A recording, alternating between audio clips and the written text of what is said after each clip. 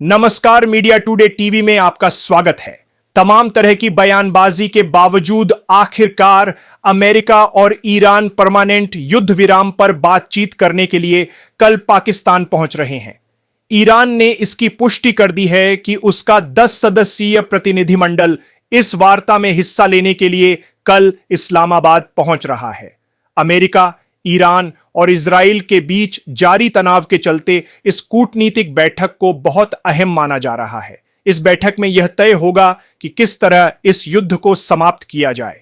इस्लामाबाद में होने वाली इस बैठक से पहले माहौल बेहद तनावपूर्ण है। दोनों तरफ से एक दूसरे पर दबाव बनाने की कोशिशें जारी हैं। एक तरफ जहां अमेरिका बार बार अपने बयान बदल रहा है, तो वहीं ईरान ने भी उस पर युद्ध विराम उल्लंघन के आरोप लगाए हैं।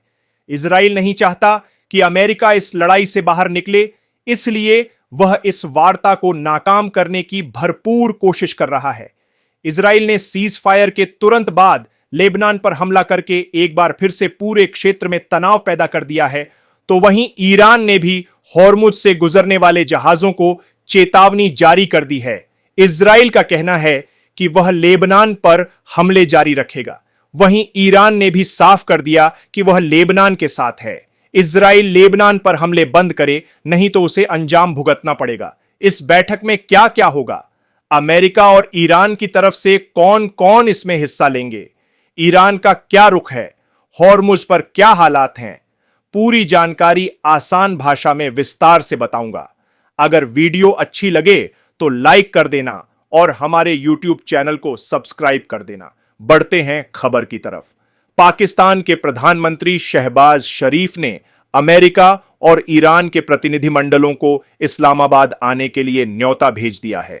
ईरान की तरफ से बातचीत के लिए 10 सदस्यीय प्रतिनिधिमंडल को पाकिस्तान भेजा जा रहा है, जिसका प्रतिनिधित्व ईरानी संसद के स्पीकर मोहम्मद बाकिर गालिबाफ, विदेश मंत्री अब्बास अराघची के साथ मिलकर करेंगे।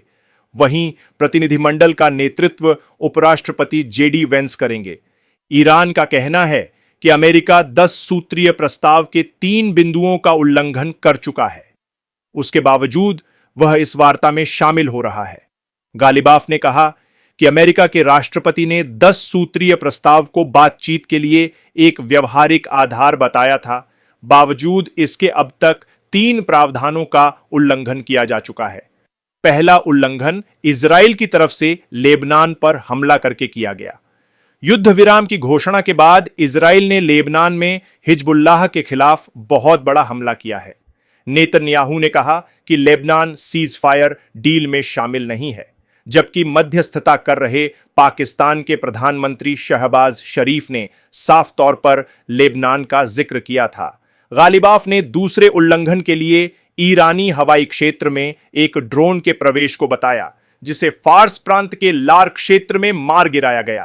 तीसरा उल्लंघन ईरान के यूरेनियम संवर्धन के अधिकार के इनकार करने से है। ईरान ने 10 सूत्रीय प्रस्ताव के 6ठे बिंदु में इसकी मांग की थी।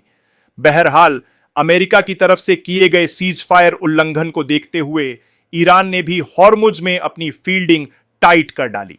ईरानी नौसेना ने फारस की खाड़ी में फंसे जहाजों के लिए संदेश जारी किया है, जिसमें कहा गया है कि इन जहाजों को हॉर्मुज पार करने के लिए ईरान की अनुमति लेनी होगी। अगर कोई जहाज ऐसा नहीं करता है तो उस पर हमला किया जाएगा और डुबो दिया जाएगा। इस संदेश में कहा गया है कि कोई भी जहाज जो समुद्र में जाने की कोशिश करेगा, उसे ईरान की इजाजत लेनी होगी। ऐसा न करने वाले जहाजों को निशाना बनाया जाएगा और तबाह कर दिया जाएगा। रिपोर्ट में आगे कहा गया है कि जहाज मालिकों को ऐसे संदेश मिले हैं जिनसे पता चलता है कि हॉर्मुज पर अभी भी ईरान की बादशाहत कायम है, जबकि अमेरिका ईरान के बीच 2 हफ्ते के संघर्ष विराम के बाद दावा किया गया था कि ईरान इतने समय के लिए हॉर्मुज को खोल देगा। इस खबर में बस इतना ही। आगे जो भी अपडेट आएगी आप तक जरूर पहुंचाऊंगा। आपको यह खबर कैसी लगी मुझे कमेंट करके जरूर बताएं।